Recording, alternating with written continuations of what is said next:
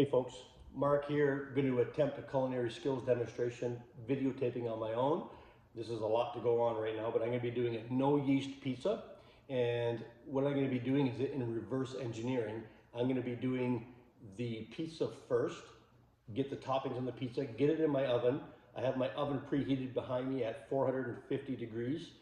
Then I will reconvene back to here. I will make the pizza dough while the pizza is baking, and then at the end I'll show you the finished product. So rather than waiting around, I thought this was a better way to do it. So here's what I'm doing. I have my mise en place here. I have my mixing bowl ready to go. My bread flour. I have a 1 1/3 cup of bread flour.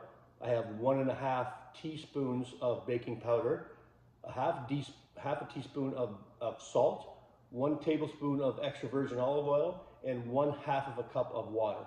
So I will do the dough here in a moment. Let me just shove all this to the side. And I have a pre-made dough kind of ready to go. So if I bring this over here, I have a pizza dough already stretched out, and I will show you that as well, but I have it already stretched out, ready to go for my pizza. So I have my favorite pizza toppings. I have my pizza sauce, or otherwise known as passata. I have my red onions and chorizo sausage. Can't be a pizza without mozzarella cheese. And because I like it, I have some green olives. Okay, so let me just grab a spoon. So I just have a regular spoon. You could use a ladle. We want to get a good amount of pizza sauce on there, but one of the things that people do is they put way too much toppings on your pizza. Too much sauce, too much toppings. Let's just get a little bit of sauce onto here. Now, I know it's a no yeast pizza crust or pizza dough.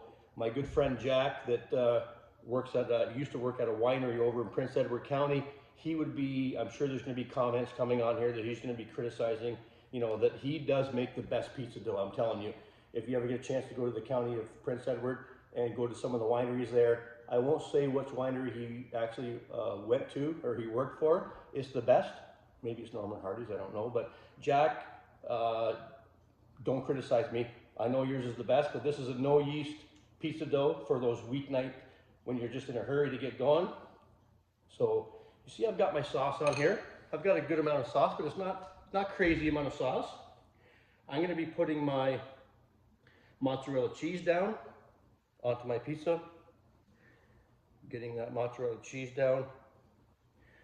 A good amount of cheese. I'll save a little bit more for just a little sprinkle on top as well, just to kind of help things kind of stick and kind of carry on. Oh, I think that's looking pretty darn good myself.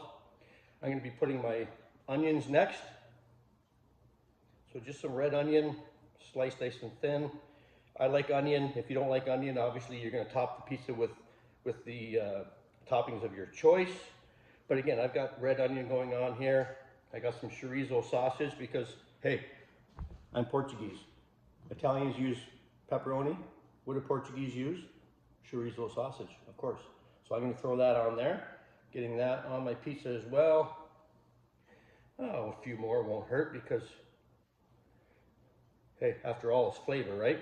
So I got my pizza, my chorizo sausage on there. A little more cheese on top, just to kind of help things kind of stick together and kind of all hold its form. A little bit of olives on the very top, just to kind of get that all kind of tasting good. Olives also add a little bit of saltiness, which I like. So on that on there. Again, here's my pizza, getting it ready to go in. I've got the oven jacked up to 450. Let's get it in.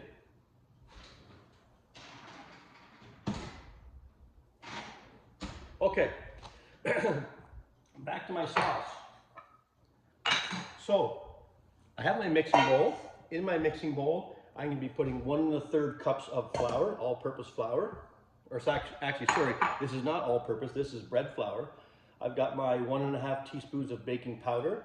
Because we're not using yeast, that is my leavening agent. It's going to help this proof up when it gets to the warm temperature of the stove. I've got my 1/2 teaspoon of salt. That goes in there as well. Got my 1 tablespoon of extra virgin olive oil, because pizza is Italian, so why don't we use extra virgin olive oil? That works out good. And I've got my 1/2 cup of just warm water. Okay, warm water is gonna get this kind of going, I'm just using a fork, you could use a whisk.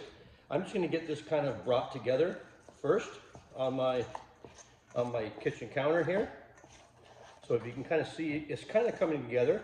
Might look a tad dry, but that's okay. It's all gonna work together here. So once it all kind of looks crumbly and all kind of incorporated together the best we can, I'm gonna turn this out on a floured surface. I'm gonna put a little bit of flour on my work surface. I'm gonna turn this out. And I'm gonna start to bring this together and kind of knead this all kind of stuff together here. So let me just kind of see if I can come together. Might need a touch more water, and if it does, no big deal. I got the sink right beside me. So just a touch more water onto my surface. Get this guy coming together the best I can. Again, Jack, don't criticize me. I'm doing the best I can. But this is a non-traditional kind of a piece of dough. But if you're a person that cannot tolerate yeast, obviously this is going to be a nice go-to for you. We'll get this kind of coming together. It's kind of starting to take form here now. Just a touch more water would be good. Okay, here it comes. It's coming now. Okay.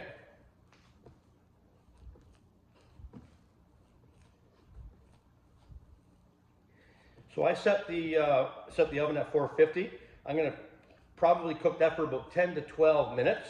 That's probably the go-to time for me to cook that. I do have a bench scraper that I'm going to be using to kind of get the leftover dough kind of all brought together here. Keep my work surface fairly tidy.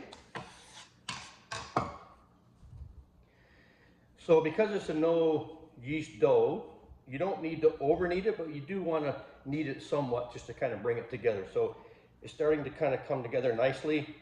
And the reason why I did the other dough first, I need it to kind of relax for about 10 minutes before I stretch it out. So when you stretch it out, there's no real high technical kind of a procedure to do that. I'm just putting a bit more flour here.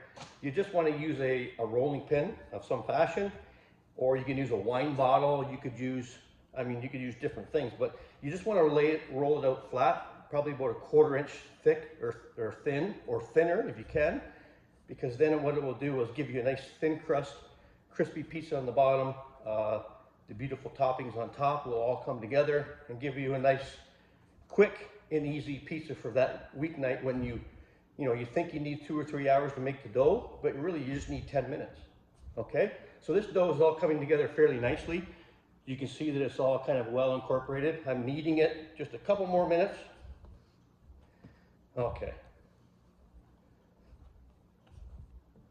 So because I want this to kind of relax a little bit, I'm going to cover this. At this point, I would just kind of form it into a ball. Okay. And I got some saran wrap or some cling wrap. I'm just going to put around the outside just to keep the air off of it while it kind of finishes off. So I would put this off to the side. This gives me an opportunity to kind of clean up my workbench so I don't get in trouble here at the home, because if I don't clean up, that means somebody else has to clean up behind me, and that doesn't make people very happy. Okay, so let's just recap what we did there. So we got the pizza that you saw me pre-do, and it's in the oven. We got the toppings on it. I've got my dough that is mixed now. I can make a second pizza with that. 10 minutes of resting time actually helps you to stretch that out. So my pizza's been in the oven for about, I'm gonna say probably about 6 minutes. I'm just gonna let it go for a couple minutes longer and then give it a check. But in the essence of time, I don't want to stop and start because I'm not that technical, so I'll just let it kind of run for a little bit, and I will give you the finished product here in about 2 minutes. Just give me a second.